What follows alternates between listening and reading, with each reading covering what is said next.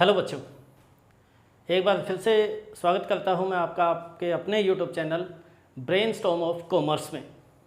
और आज का ये जो टॉपिक है, आज जो हम बात करने वाले हैं, आज का जो हमारा वीडियो है उसमें बात होगी 2021-22 board of school education Haryana class +2 के सिलेबस की।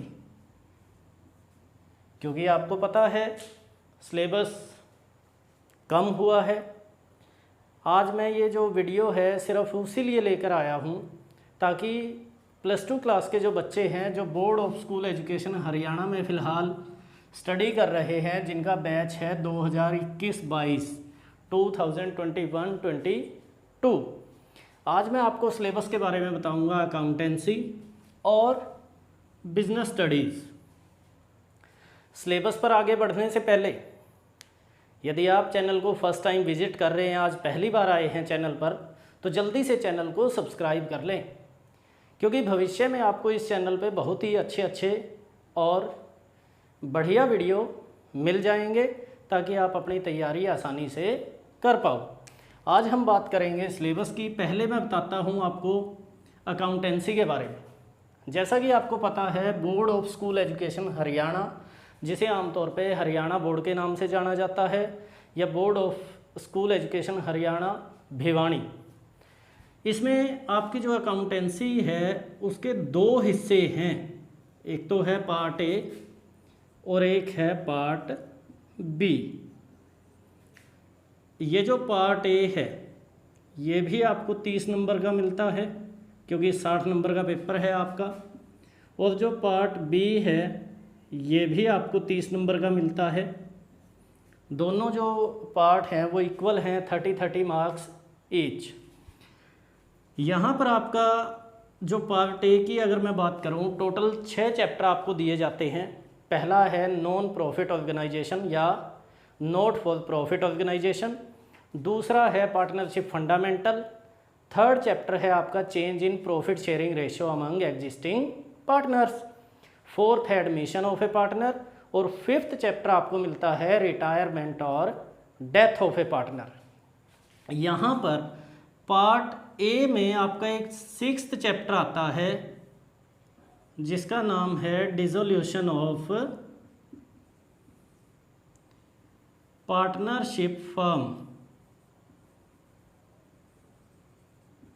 डिसोल्यूशन ऑफ पार्टनरशिप फर्म, जो इस बार आपके सिलेबस में से हटा दिया गया है। इसको आप कह सकते हो डिलीटेड।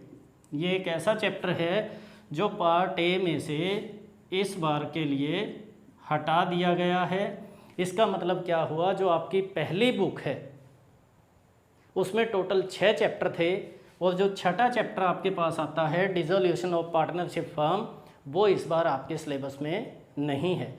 अगर आप देखो केवल +2, तो अभी मैं जो चैप्टर आपको बताऊंगा अकाउंट्स और बिजनेस स्टडीज़ में, आप बेशक उनकी पढ़ाई ना करें, लेकिन अगर आप देखते हो अपना भविष्य, तो मैं ये सलाह आपको दूंगा कि ये चैप्टर बेशक आप एक बार कीजिए, लेकिन करिए अवश्य। उसके बाद पार्ट बी में टोटल आपको 9 चैप्टर मिलते हैं, जिसमें पहले जो 3 चैप्टर हैं वो है कंपनी अकाउंट्स के नाम से। पहला चैप्टर आता है इशू ऑफ शेयर, दूसरा चैप्टर आपका आता है इशू ऑफ डिबेंचर्स, और थर्ड चैप्टर आपका आता है रिडम्पशन ऑफ डिबेंचर्स। पहले 3 चैप्टर के बाद जो आपका 4th चैप्टर है फाइनेंशियल स्टेटमेंट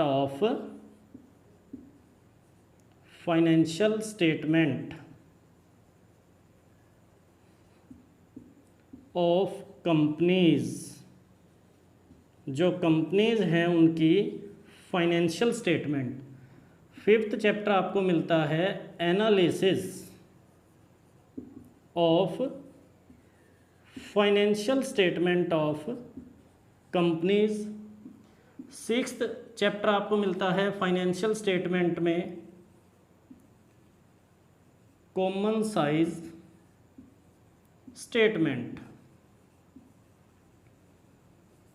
7th आपको फाइनेंशियल स्टेटमेंट के नाम से ही मिल जाएगा comparative statement, comparative statements. 8th chapter आपको यहाँ मिलेगा अकाउंटिंग रेशियो के नाम से, क्योंकि जो बुक आपके पास है उनमें ये सभी चैप्टर आपको दिए गए हैं। और 9th चैप्टर आपका है कैश फ्लो स्टेटमेंट। अब यहाँ पर मैंने 4 से लेकर 9 तक, 4th चैप्टर से लेकर 9th चैप्टर तक जो चैप्टर्स के नाम लिखे हैं, ये चैप्टर भी आपके इस बार सिलेबस में नहीं है। देखिए 4th चैप्टर से लेकर 9th चैप्टर तक जो भी नाम मैंने लिखे हैं ये सारे के सारे डिलीट हो चुके हैं। इसका मतलब क्या हुआ, जो पहले 3 चैप्टर हैं आपके issue of share, issue of debenture और रिडम्पशन ऑफ डिवेंचर, वो 3 चैप्टर ही आपको 30 नंबर के मिलेंगे।